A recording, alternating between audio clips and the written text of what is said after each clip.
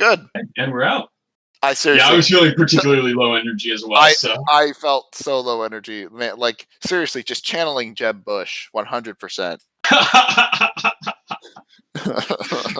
Jeb with an exclamation point. You got to channel him always. Did you know the absolute saddest story about Jeb Bush during the campaign? Just him being Jeb Bush?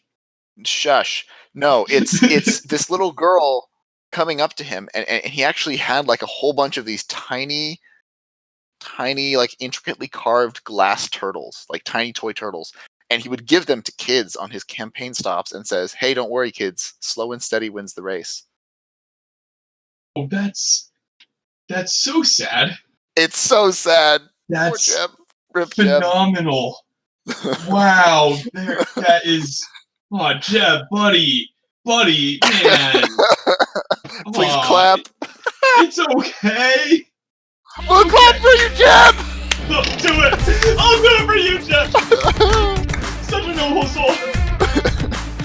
Well, that's definitely going in the intro.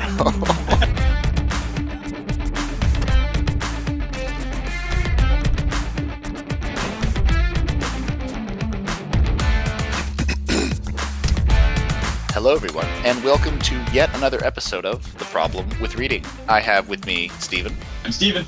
And myself, because there's no one else here. It's just us again. Sam is off doing more important and fulfilling things. I confronted him on this, and he said, quote, "It's not my fault. You don't have a life or anything better to do," end quote. It hurts because it's true. It hurts because it's true. But Stephen, how are you doing? How are you hanging in there? I'm doing quite well. I just got back from work. Traffic was abysmal, and but you know, I am here on the podcast, and therefore life is good. Post some computer problems, right? Oh yeah. Also, I mean, just smacking my head against code and whatnot. Just it's enough to make make a person insane. I'm forgetting what the two theological categories of evil are. There's natural evil, and then what's the other one? Is it just human? I think just human evil is the other category. I'm sure there's a better word for it, but in terms of natural evil, I think it would be fair to say that maybe the two biggest blights in that category would be traffic and computer problems. And I think you're absolutely right on that. Really, Hume, Mackey, all these giant atheist minds, they surprisingly missed these two vital areas of evil, and I think to their chagrin, because that is quite a devastating assault to the theists. We still have some theodicists who really need to wrestle with these weighty issues. Well, actually, so I don't know if you read much Terry Pratchett or Neil Gaiman, but their book Good Omens, which is pretty hilarious. It's just sort of like a demon, and a demon who I think is described as not falling from heaven, but sort of sauntering vaguely downwards, and then an angel who just kind of really likes living on Earth and the various vices that come from living on Earth. They're best buddies, and they're tasked by heaven and hell, respectively, to raise the Antichrist. But they find out on like the week before the apocalypse that the babies got switched at birth, so they have to rush and try and prevent the apocalypse from happening. That's awesome. But I think I've had some friends who have been talking about it, and they're huge fans. Yes, and it just came out as a show on Amazon Prime Video. So my wife and I are watching that. But in that book, the demons are shown to be very sort of old, medievally headed. They're all about like tempting individual people, whereas the modern demons do things like make traffic circles in the shapes of demonic hexes so that they make everyone frustrated and drive badly. So anyway, I'm just saying we shouldn't discount that. We shouldn't discount that. So anyway, but on that topic transition, Stephen, what are you drinking right now? Right now, I am drinking some refreshing ice water, and by ice water, I mean brand ice. I think I've had it on the show before. It's quite excellent. Yeah, deja vu. I'm pretty sure you've done this before. Does it have a flavor? Yeah, cherry limeade. That's the flavor, and it allegedly has 0 sugar. I don't buy it. If it doesn't have sugar, it probably has something worse in it. Probably. That's usually how these things work. Yeah. As for myself, I have a beautiful tall glass of 2019 Boston tap water. It tastes a little bit like the Irish Mob maybe a little bit of the Italian district mixed in there. It's a good mix. Yeah, Very yeah, Catholic. yeah, and something about pastries. I'm not totally sure, but you never really can tell with Boston stuff. But speaking of not being able to tell about things, in this case, virtue, Stephen, I believe you have a snappy, succinct, and otherwise superb summary of chapter 16. Oh, of course. I mean, just given the fact that McIntyre is snappy and succinct in all of his works, I assure you that this will be as summary as he is. So before you launch in, like string theory and how there's a multiverse. Well, the multiverse. There's different theories around what exactly a multiverse Okay, is, and okay. it doesn't But matter. anyway, But you were about to go into a bit, so I'll give yes, you that. it doesn't matter. But in none of them has McIntyre been described as succinct. This is entirely true. There is no possible world in which he was unironically described as succinct. It's a necessary truth. It is a necessary truth. All right, go. Okay, chapter 16, from the virtues to virtue to after virtue. McIntyre begins the chapter by tying everything together, reminding us how he suggested at the beginning of this book that our contemporary moral dialogue is so depleted precisely because of, quote, the variety of heterogeneous and incommensurable concepts which inform the major premises from which the protagonists in such debates argue, end quote. And considering again the state of what we take to be the virtues. Quote, in this conceptual melange, however you pronounce that word, there are to be found, jostling with such modern concepts as those of utility and rights, a variety of virtue concepts functioning in a variety of different ways. What is lacking, however, is any clear consensus either as to the place of virtue concepts relative to other moral concepts, or as to which dispositions are to be included within the catalog of the virtues or the requirements imposed by particular virtues. End quote. Even when a more traditional view of the virtues is brought up, it is brought up by disparate sub-factions and quickly eaten by pluralistic misinterpretation. McIntyre says that this is due to the history he has just outlined. The history of the virtues as having been radically changed in the two concepts on which they rested, narrative and practice, having been dismantled during the period of the shifting view of the virtues. This dismantling of the narrative and the practice had the natural result of exempting narrative to the role of art, and art itself exempted from ethics, with the same result ensuing with practice. Quote, the concept of a practice with goods internal to itself, understood as I have tried to understand it, is similarly removed to the margins of our lives, end quote. This alien concept of practice permeates throughout modernity. Politics is no exception. Quote, politics, as Aristotle conceives it, is a practice with goods internal to itself. Politics, as James Mill conceives it, is not, end quote. The working class is no exception either. Quote, so long as productive work occurs within the structure of households, it is easy and right to understand that work as part of the sustaining of the community of the household and of the wider forms of community which the household in turn sustains, end quote. He notes how the modern profession, especially with the non-artist, non-scientist, and non-athlete, all of whose profession is distinctly related to practice. Quote, arts, sciences, and games are taken to be work only for a minority of specialists. The rest of us may receive incidental benefits in our leisure time only as spectators or consumers, end quote. This marks a shift from social engagement to aesthetic consumption. To where do the virtues retreat when narrative unity and practices with goods internal to them are no longer considered an aspect of human life?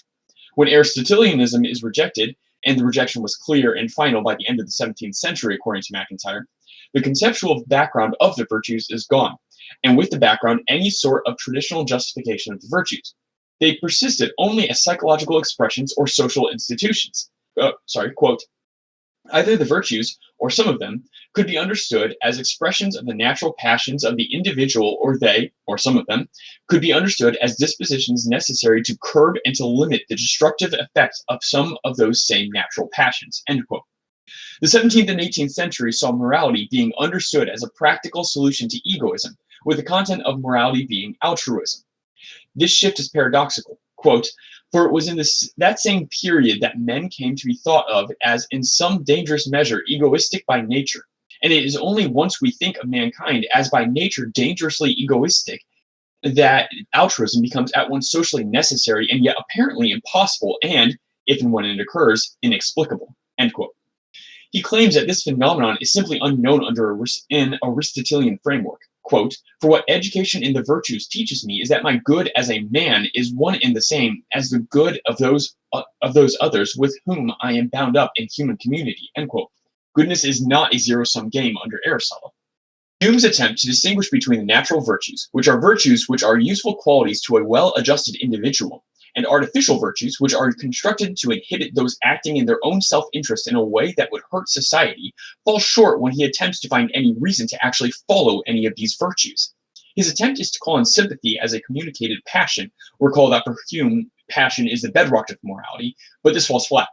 MacIntyre continues to describe how Hume fails to adequately account for the virtues, simple contradictions being embedded in his desire to both root the virtues as a set of principles any sane human will enumerate upon some reflection, and his desire to reject the set of virtues enumerated by thinkers such as Diogenes and Pascal. This paradigm shift has three features that result. First, the characterization of particular virtues morphs, quote, "in a society where there is no longer a shared conception of the community's good as specified by the good for man. There can no longer be any very substantial concept of what it is to contribute more or less to the achievement of that good," end quote.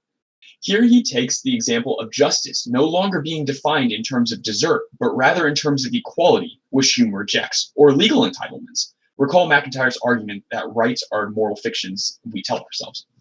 The second feature is the shift in the relationship between virtues and rules. Whereas in Aristotelian scheme, virtues are viewed, quote, "as possessing a role and function distinct from and to be contrasted with that of rules or laws," end quote. And in the modern-ish scheme, they are viewed as, quote, "just those dispositions necessary to produce obedience to the rules of morality," end quote. He comments that it even gets to the point where virtues are defined as sentiments regulated by moral principles, citing Rawls. The third feature is the shift from virtues being viewed as a plural to a singular virtue, related to his critique of Stoicism a few chapters back. Good is now viewed as a singular entity. No virtue is worth practicing in and of itself, but only insofar as it helps one attain this good. He goes through a brief history which won't be enumerated here, except to say that it ends with the thrust that by the time Kant comes around, morality has become primarily concerned with the question, how do we know which rules to follow, rather than any sort of set of practices or narrative. One attempt at using the virtues as actions to ensure good social order comes in the form of 18th century republicanism, in particular Jacobin clubs, which would enumerate specific virtues such as liberty, fraternity, equality, patriotism, and love of family. Republicanism was an attempt to partially restore the classical tradition, but this ultimately failed. He comments that the lesson found in the eventual fall of the Jacobin clubs is, quote, "that you cannot hope to reinvent morality on the scale of a whole nation when the very idiom of the morality which you seek to reinvent is alien in one way to the vast mass of ordinary people and in another to the intellectual elite," end quote. MacIntyre identifies two voices that are the last gasps of the tradition of virtue, William Cobbett and Jane Austen, noting that it's entirely possible that by then, with the overall lack of knowledge around the tradition of virtue, it is entirely possible that they did not even recognize what it was they were advocating. Cobbett primarily fought to change society as a whole. A pre-Marxist, he criticized the individualistic economy and market in which, quote, "land, labor, and money itself have all been transformed into commodities," end quote. He saw the virtues as being at home in the small working farmer and in the community. I, for one, wish he elaborated on this individual a little bit more because he never really argued any more for why he was one of the last virtue ethicists, which I think is arguably a flaw. He moves on to Jane Austen, whom he devotes more time to, noting that all of her characters in all of her novels seek the telos of, quote, "a life within both a particular kind of marriage and a particular kind of household of which that marriage will be the focal point," end quote. Her teleological approach is key. She, quote, "turns away from the competing catalogues of the virtues of the 18th century and restores a teleological perspective," end quote. Now, this doesn't mean that she doesn't have her own conception of what virtues are relevant to her character's telos. Constancy and amiability both show up in her characters, for example. She's concerned with those who counterfeit the virtues to get what they want, juxtaposing this with a Christian form of self-knowledge, one viewed through the lens of some kind of repentance.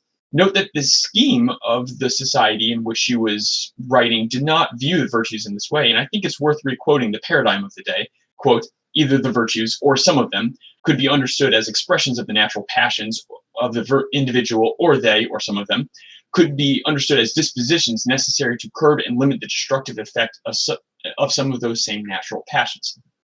End quote. So she is very against the grain in this sense to say. Austen represents the last great representative of the classical tradition of the virtues. A grim note to end on, to be sure. MacIntyre promises to show us what resulted from this silencing of the tradition in the public sphere by examining what has become of the virtue of justice. But for that, ladies and gentlemen, you'll have to tune in next week. Very good. Thank you for the summary. Very short, very pithy. Yeah. I enjoyed this chapter quite a bit, sort of notably, I think mostly because he spent a good half of it dunking on Hume, who is kind of very highly regarded in the libertarian summer camp world that I've mentioned at times that I had my intellectual start in, I would say. Hume and Adam Smith and sympathy in particular, and him just sort of tearing all of this apart as, just one of the many failed attempts to figure out how to do morality in a post-virtue world. I enjoyed that quite a bit. But to speak particularly of the Jacobin clubs, William Cobbett and Jane Austen, with Cobbett, I think is very interesting, which I know nothing more about him than what is in this chapter. But MacIntyre is noting in particular sort of the failure of his project because it tried to be too big. It's trying to fix society as a whole, which he says basically you can't do. So this sort of also ties back to our conversation last week and into, or I guess particularly my clashes with Sam in previous episodes, where I'm looking for something larger, some kind of political project, and Sam is like, well, probably not going to work. So that's MacIntyre coming down on that point. With Jane Austen, we have a sort of different approach in which she's not exactly reviving anything big or doing anything on a large scale, but she is keeping alive a teleological tradition in a particular sphere. In this case, marriage and in family life, and family life centered around marriage. And I think sort of the individual holding to virtues in a proper Aristotelian sense, or at least the kind that MacIntyre likes, is quite similar and still similar to the situation that we find ourselves in today, where there's not really any way to go back. And if to go back is probably the wrong word, because we have a golden view of a past history that probably doesn't exist, that our only option might be to be virtuous, quote unquote, properly so, in small communities, which we also talked about last episode. But that also sort of leads into where MacIntyre is going to end, which is with the Benedict option, or not necessarily called that yet, but looking for a new Saint Benedict. I think that's a good call out. I didn't recognize this when I was first reading through it, but they're kind of his critique on Cobbett, saying he tried to bite off more than he could chew, and what he was introducing was just so fundamentally alien, both upwards and downwards, both to the intellectual elite and then also to kind of the masses. They didn't have a conception of what he was talking, and so it was almost as if he was speaking a different language, because in some ways he was. When he would talk of virtue, they would understand it in a completely different way. And so Yeah. I think he is kind of building up to the rather grim conclusion that, look, we need to preserve virtue in some intentional form, such that hopefully society will eventually get to the point where it can be reintroduced. This all sort of ties into larger thoughts that I've had. But first, just to note very briefly, towards the beginning of the chapter, he talks about how one of the key moments in the creation of modernity occurs when production moves outside the household. So long as productive work occurs within the structure of households, it is easy and right to understand that work as part of sustaining the community of the household and of those wider forms of community which the household in turn sustains. Basically, making Marxist-ish. At least borrowing from it, because I think he still was at this point, maybe still is, who knows, who cares. I think he's still sympathetic with Marx. Yeah, for sure. But anyway, just sort of the structural argument for material forces being at least somewhat determinative in terms of cultural zeitgeisty decisions, which I think does have a large measure of truth. Some pundits that I listened to and read and find very interesting, things like the washing machine and the automobile did more for female independence than any political movement ever did. And you could make that along a variety of lines, but the point is just that technological innovation and material change has done a lot more than sort of this history ideas debate that we've been having for several hundred years, which makes things particularly interesting when you try and talk about something like this, which is, at least as McIntyre presents it, it's an idea. But critiques like he brings up about the household and things about washing machines and cars, whatever, these bring the question of how powerful are ideas really compared to more structural, technological, material factors. That is an intriguing line of thought because it does seem almost inevitable once people start realizing how just infinitely more efficient the assembly line is, for example. How great must an idea be in order to combat the sheer efficiency of a particular form, no matter how alienating the assembly line is? For example, to just run with Kafka or Marx or what have you. I mean, you're talking about a device that, yes, alienating, existentially awful, but at the same time able to distribute a large amount of goods to people that otherwise arguably would not have been able to acquire said goods. And so I think you do have a rather chilling idea, honestly, of how ideas are powerful, but are they as powerful as technologies? And I think we are Yeah. currently entering a time, especially with dissemination of ideas being spread wider and wider, that they're actually kind of getting to a point where ideas might be able to tackle it, ironically enough, through technology, though. Oh, sorry. Well, no, I guess I'm just more pessimistic. The dissemination of ideas is not necessarily the same as, how to say this.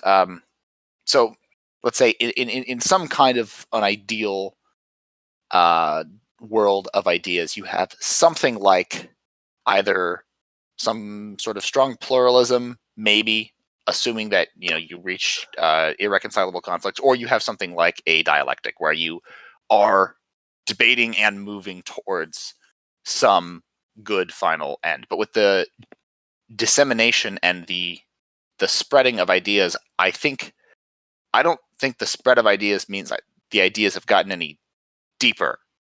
I don't think there's a dialectic happening, and I don't think there's a strong pluralism happening either. It's some sort of gray mismatch where debate is never between people, so there's no winners. There's no, I don't know.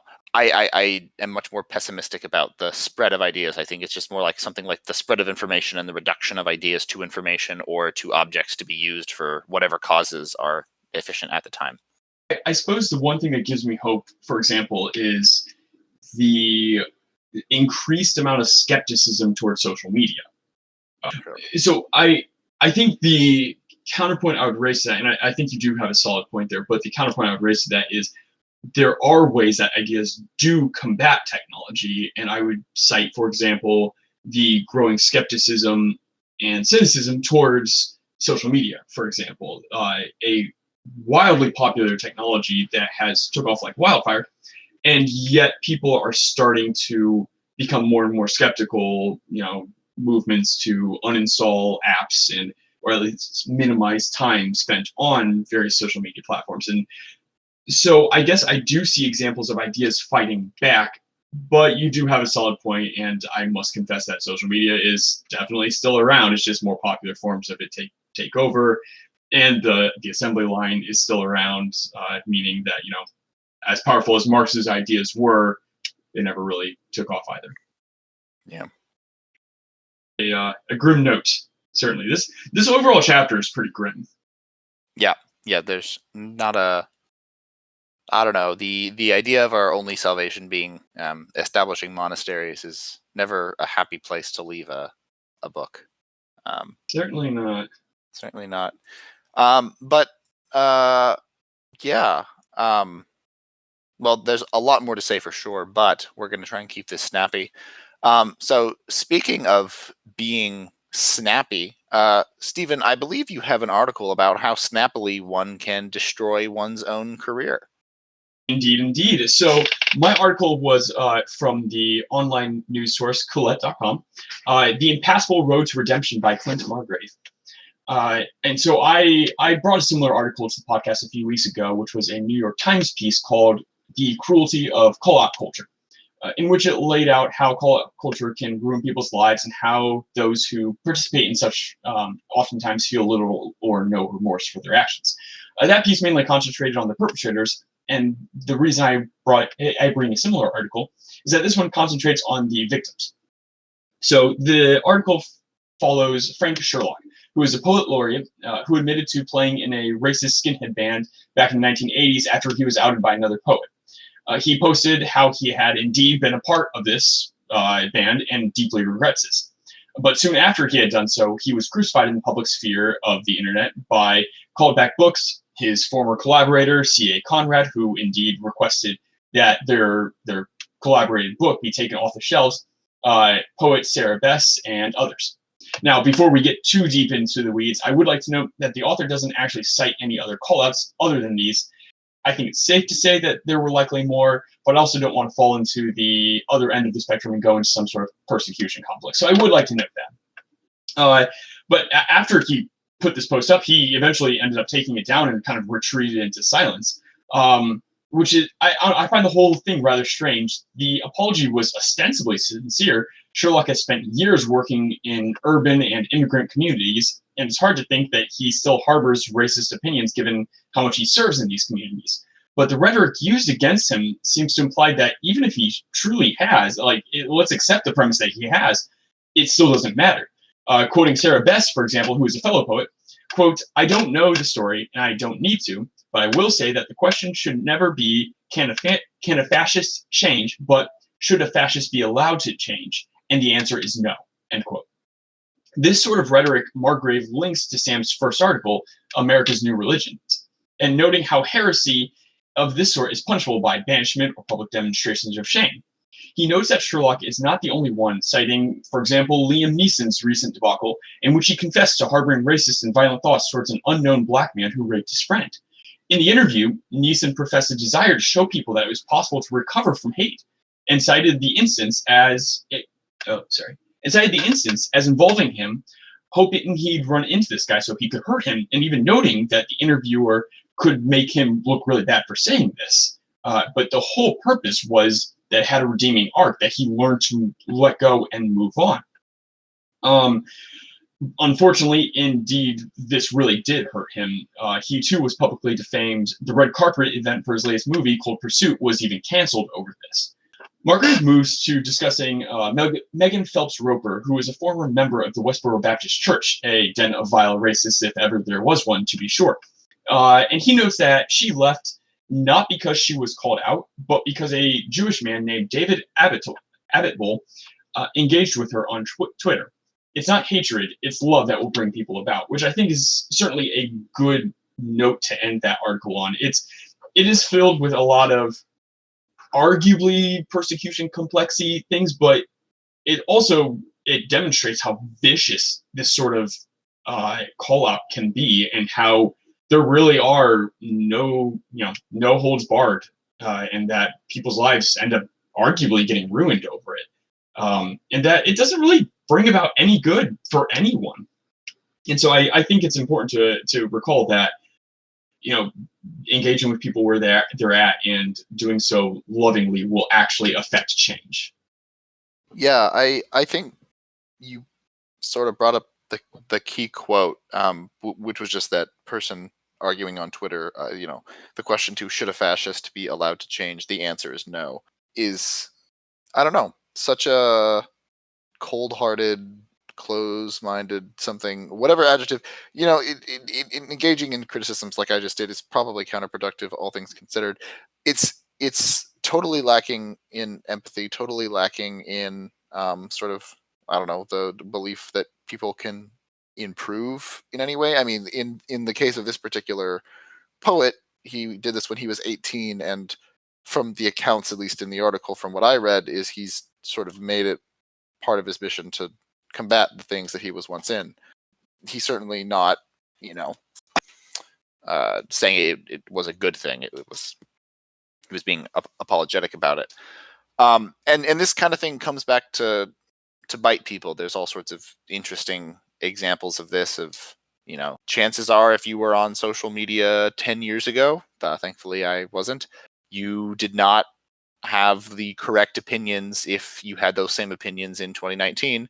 And if that continues to happen at the rate that the proper consensus has been happening, these people are just setting themselves up for fun times in the future. But that's not even that's a pragmatic question. I mean, the other core question is, can people get better? And I would hope so. But when I read this, and particularly the reactions that people had against this guy, one quote from G.K. Chesterton came to mind, having to do with these people's politics of, you could say admirable in the sense that one of the core desires, I think it would be accurate to say, is defending the weak. If you're a skinhead, by definition, you are opposed to various minority vulnerable groups. So that's not a good thing.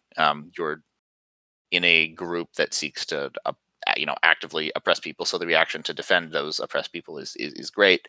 But this quote did come to mind, just seeing sort of the fanaticism of the people coming after this guy. And the quote is this, quote, "In anything that does cover the whole of your life, in your philosophy and your religion, you must have mirth. If you do not have mirth, you will certainly have madness." End quote. Ooh, I like that quote. And the total lack of empathy, lack of mirth. I think the inability to laugh. That seems somewhat cheesy, but the madness bit. I see the madness everywhere. Absolutely. I think Sam's article, the New Religions one, touched on that, on both the kind of far left and far right religions, in that there's a certain almost puritanical view towards their religion, towards their set of religious dogmas, and there is no room for mirth. And I think that is actually quite a pithy way of putting it. Yeah. Well, speaking of pithy ways of putting things, transition. The title of my article this week is "The Case Against Grit," appearing in the Atlantic. So just a little bit of background so that this article makes sense. Grit is a thing that it's just a fancy new word for saying, trying hard and being individualistic and single-minded in the pursuit of whatever goal you find worthwhile. There's, various sort of famous TED Talks and books that go after this. The basic argument is something like the one that Malcolm Gladwell makes in his book Outliers, that talks about, you need to put 10,000 hours pursuing a subject or a task or a game or whatever it is in order to be considered an expert in it. If you haven't put that much time into it, no one should consider you an expert. And that's what it actually takes. And the people that are the experts in whatever field they're in are the people that put in the time.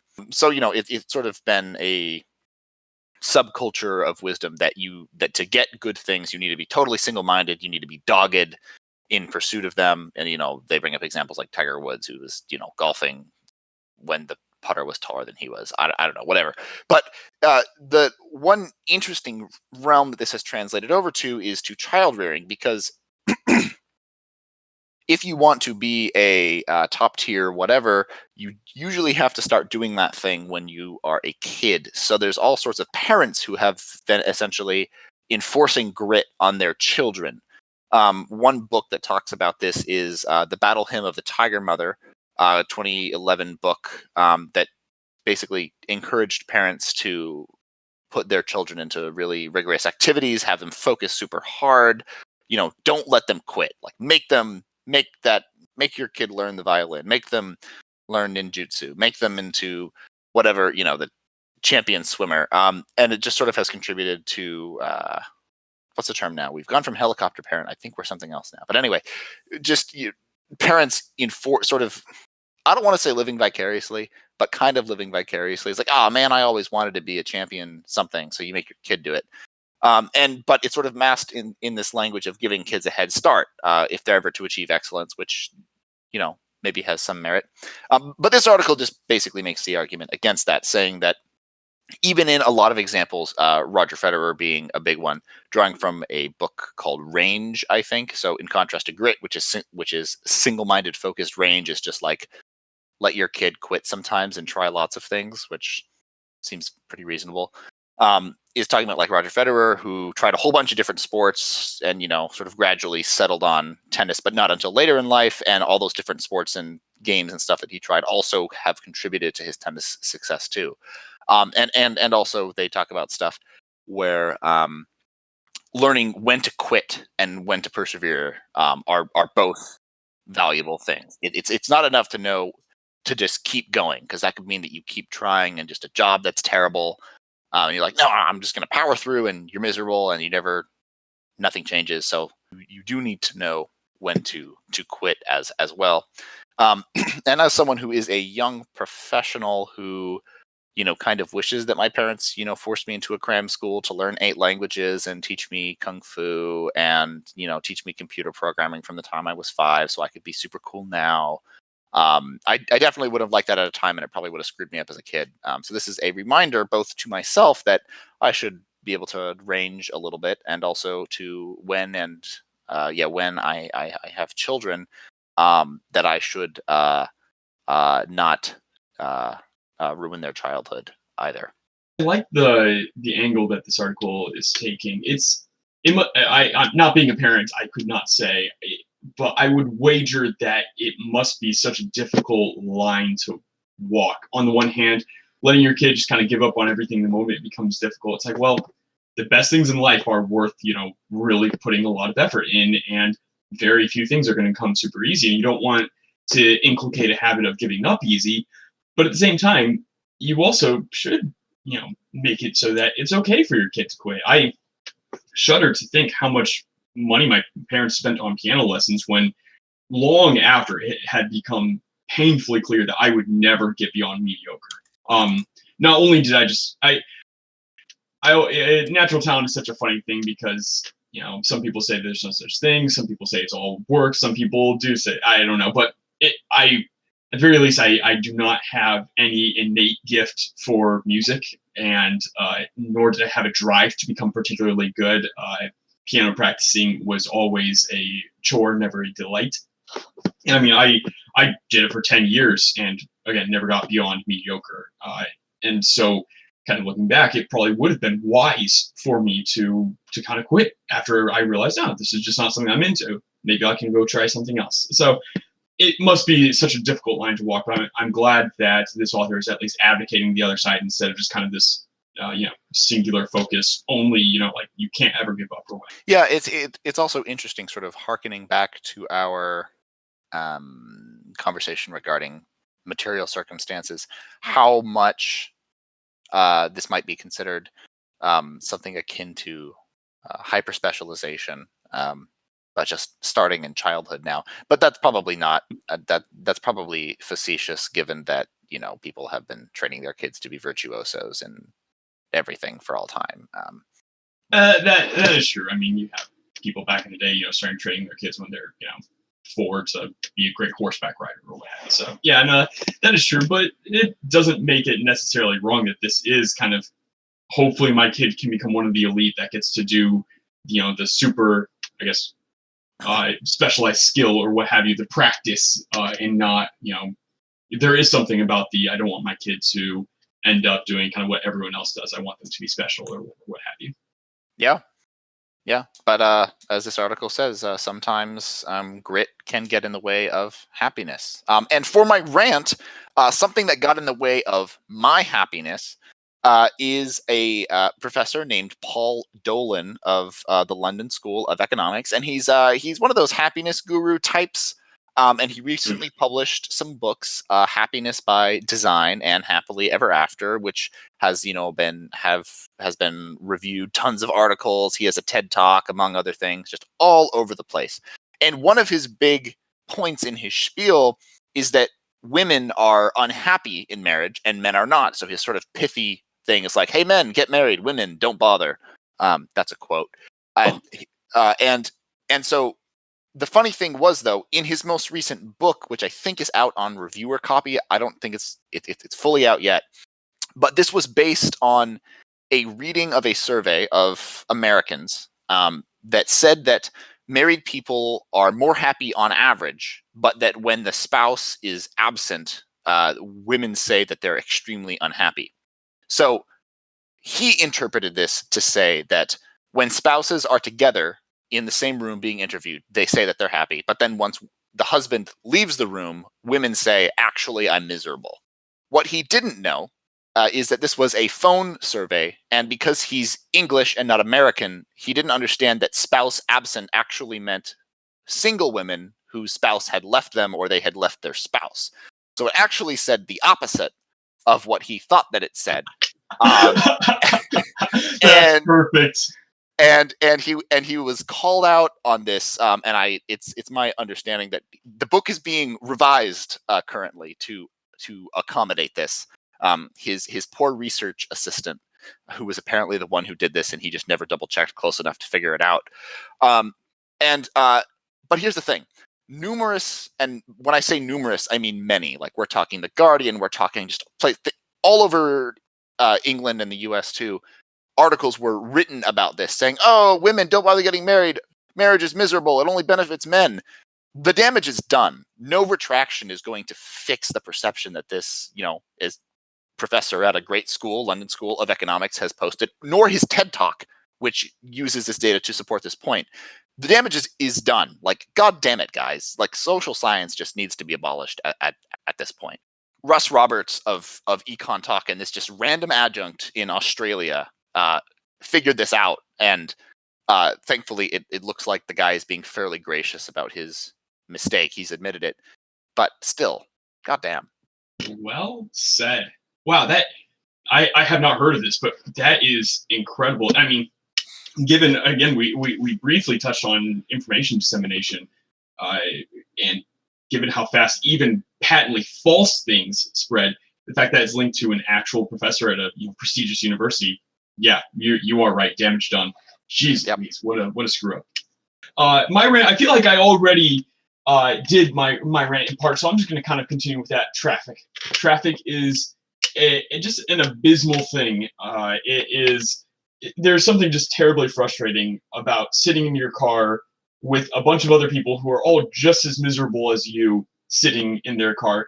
But I would take that moment to just cite my homeboy David Foster Wallace and saying this is water, and just attempting to kind of to reclaim the frustration and the annoyance of the everyday commute and whatnot.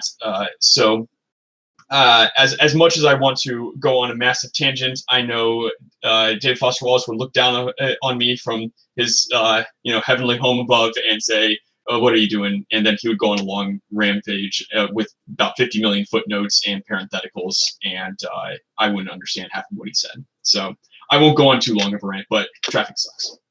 God damn it, Stephen. We were on like a 4-episode streak without David Foster Wallace, and you just ruined it. He's just so good, everyone. You need to read him. Okay, and also, I do want to make a point. You said David Foster Wallace looking down from above. I don't, as far as I can tell, maybe, I don't want to be too critical here, but probably not heaven. I'm more inclined to see him as kind of like a Virgil, noble pagan type. So, like, he can guide people through purgatory and stuff. You're too kind. Yeah. Yeah. No offense. No. The religious. Well, I think as a Catholic, you would say he committed suicide. Therefore, that's just a no-go right there. The grace of God is unknowable and infinite, so we cannot make a definitive judgment ever since, I don't know, like maybe 18-something. I don't know when we probably stopped saying that people go straight to hell. I don't know. But whenever that was, we can no longer make that determination. Certainly his religion was very strange. There were a couple times he tried to convert to Roman Catholicism, and towards, I think, the early 2000s, he was regularly attending a church. He cited his church several times in his post 9/11 essay. So for whatever that's worth, but yes, you're probably right. He is probably not looking from above. He's probably going to be guiding poor unfortunate souls through purgatory. Mm-hmm. Abandon all hope, ye who enter here, because That was hell, not water. purgatory, but yes. Well, yes. Anyway. Oh, sorry. Oh, did you just do a good "this is water" joke with that? Oh, I'm sorry, I interrupted. I did. It honestly wasn't that good. It was pretty subpar. I'm probably better for the fact that you interrupted me mid joke because it. Oh, I'd be happy if you cut that out and if you want to do the joke again, because that wasn't all that. That was just me being pretentious and quoting or in correcting you on something you already knew. No, it's fine. Well, I think that's probably pretty pithy. Once we that's pretty fast for us. 50 minutes or sub 50 minutes. That's very fast for us. Yeah, and we'll get 5 minutes out with editing. So I think that's pretty good. I'm cool. So hey, I felt a little low energy tonight. So for that, I apologize. But next time, I promise I will have a can of Red Bull and I will just mix it with what's the Mountain Dew one? Head Start, Red Start? I have no idea. Anyway, I'll mix those together and inject it straight into my femoral artery. And I will have an IV drip of coffee just double attached to me. I'm not sure if that's even possible, but it will be. It will be. All right. So for everyone here at the Problem with Reading podcast, I'm Brevin. I'm Stephen. And we will see you next time. Have a good week. Ba-da-ba-ba-ba. Light moans.